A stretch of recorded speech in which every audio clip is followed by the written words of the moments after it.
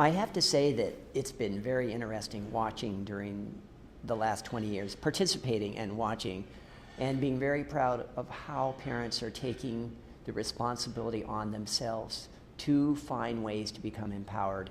When there is a big event in the news, for example, that seems to take aim and gives a very simple explanation why babies died in a bed-sharing environment. And oh, by the way, what I mean by that is that, yes, babies tragically will die in a bed-sharing environment, but they will have died because they were sleeping prone in the bed-sharing environment, or a child that shouldn't have been in the bed overlaid that baby in bed, and or the mother smoked during a pregnancy. And what we don't usually hear in the news is what the specific factor is associated with the death that actually explains the death, as opposed to just simply the practice, bed sharing.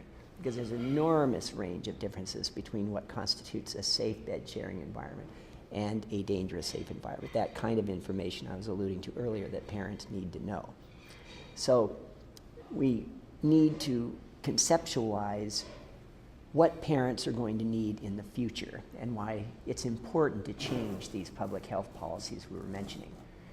It will not be subject to cultural nullification. As breastfeeding spreads, the absolute connectedness with the baby sleeping with the mother, and the way the baby's biology is designed to want to sleep with the mother, and the mother designed biologically to want to please the baby who wants to sleep with them, that is not going away.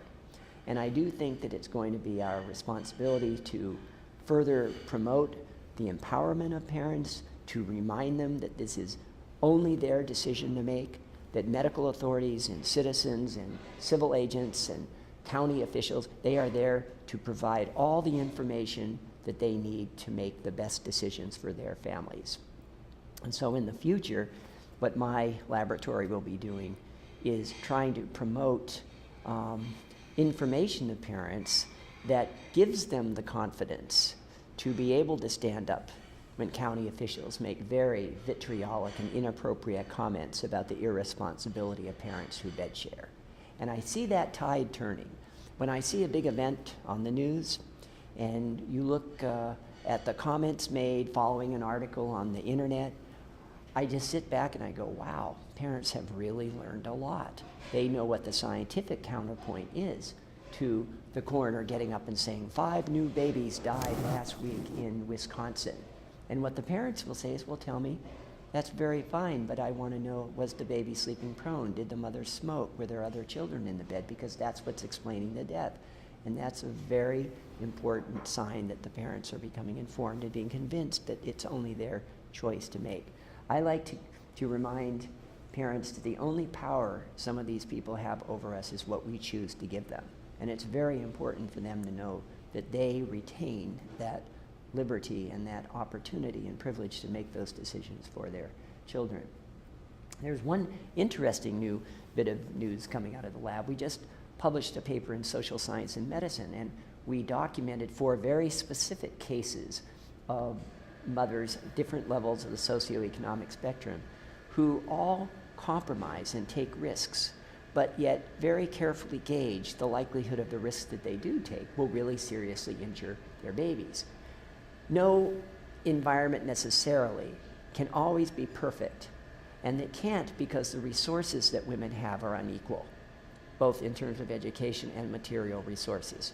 But they will always do the best that they can, and there will always be trade-offs, and there will always be some risks that we take. And the important thing is to realize that you will always have women and fathers in these situations. And insofar as you're able to give them all the more information, the kinds of risks that they're willing to take will be more educated ones. And in fact, they will be the ones that will be much less significant to the health of their child. So what we tried to do in this paper is listen to what parents tell us about why, even knowing something could be potentially dangerous, why is it that they might take that risk? And what we find is that they very diligently and very systematically structure the levels of risks they perceive, but they do it based on the amount of information they have.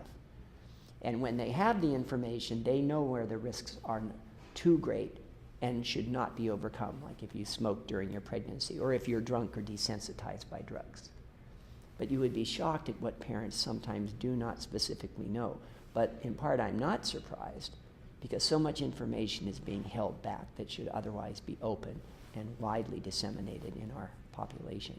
And what our lab tries to do is keep parents up to date through our website of www.cosleeping.nd.edu. It's a completely non-commercial site. We don't get any money from that site. It's all information. It dispenses articles for free, and PowerPoints and guidelines and what every professional should know. Very simple material. And so its purpose is only to create opportunities for parents to learn and professionals to learn and the media to learn, and to create a better health environment for mothers and babies.